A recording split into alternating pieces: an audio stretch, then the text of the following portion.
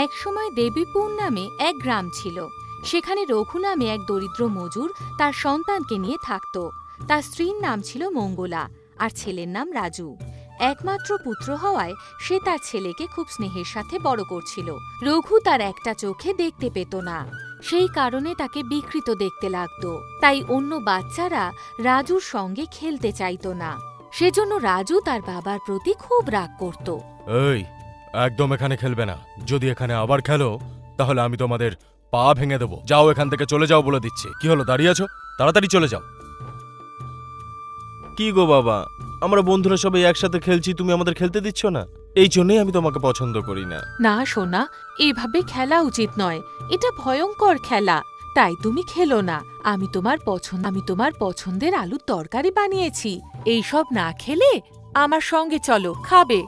না, আমি পরে খাবো মা, আমার এখন খিদে পায়নি। এসব কি মা, আমার সব বন্ধুরা বাবার জন্য আমার সাথে সম্পর্ক রাখে না।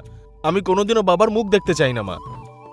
অনেক হয়েছে, এবারে খাবে, তারপরে ঘুমিয়ে পড়বে। কাল তো স্কুলেও যেতে হবে।